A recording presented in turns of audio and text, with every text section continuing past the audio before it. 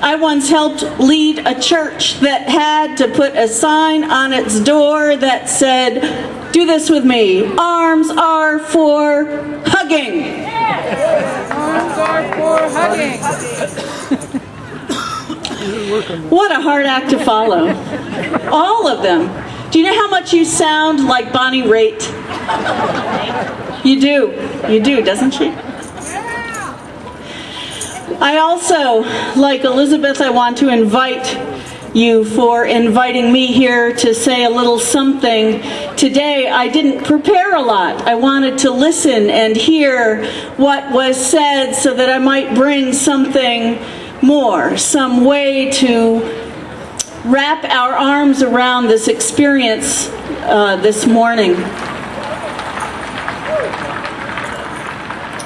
We're at 100 days since Newtown. We're at 100 days since Newtown. And imagine with me the pain of those parents who are just now beginning to feel the depth of grief and loss, trying as they might to make sense of what's happened.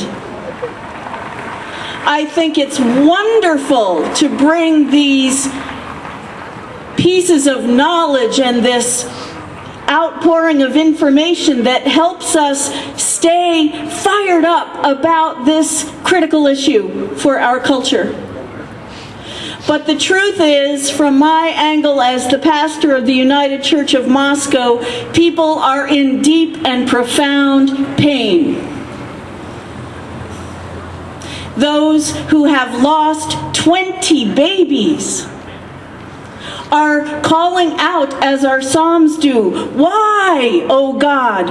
All faith is ever doing is helping us make sense of our lives. And I think we're trying to do a little of that today. In my tradition, we have certain stories that show up on a Sunday morning to pull threads from. And a couple weeks ago, we had the story in our church. We heard the story of the prodigal son. I think in every tradition, we all have stories with these common themes and threads. And so I just want to remind you for a minute, the prodigal son, we have the younger son who asks dad for his share of the family money, and he leaves home and he blows through his cash, and eventually he has to have a job he doesn't like very much, and he heads home because he thinks home might be a place that he'll like better. And the older son has been working hard and he's jealous because the dad sees that younger son from a distance and opens his arms as we did earlier, and he essentially he gives that kid a new pair of jeans and a great pair of running shoes and an iPad. And the older son is jealous and angry and hurt.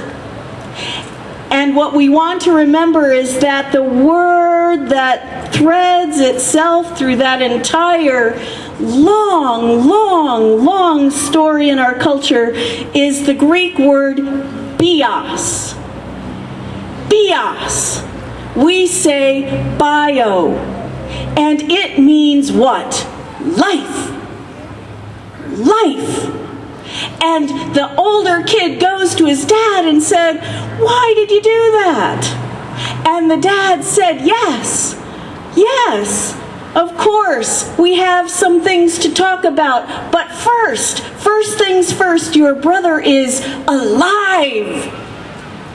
He is alive.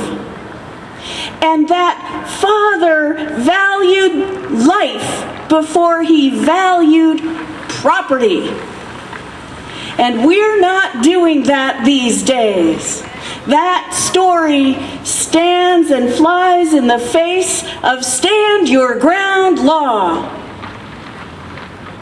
Life before property. I don't think we get to shoot people who want our TVs. When I was community organizing 15 years ago, I had to do a funeral for a 3-year-old child who was shot in her high chair because a drive-by gang shooting missed its mark and went through a living room window and took out a 3-year-old child in a high chair. I want to remind us today that our stories tell us about life and about love, and all that we're saying is true.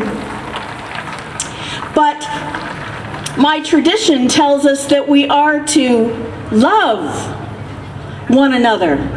And in fact, we are creating a culture that is so deeply based in fear, it frightens me. I lose my breath.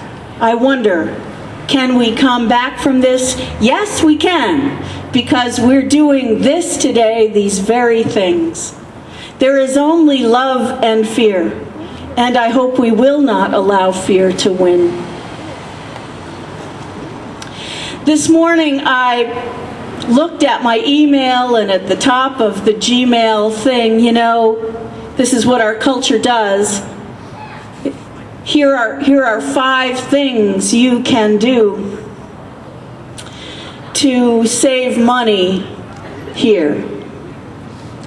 And I just think how sad. This whole thing is so deeply, profoundly sad that we reduce our lives and our living to lists of things rather than to think critically, to love with our open hearts, to pull apart the complexities of these issues, to look at them in new days so that we can understand them better and imply the wisdom that is, as Elizabeth says, in our bones. And so there were these 5 things, and I chuckled and I thought, well, this is what I'm going to do today. Wouldn't it be great if we could get at the top of the Google page, these are the 3 things we must do to make some change here in our world. Say them with me if you like.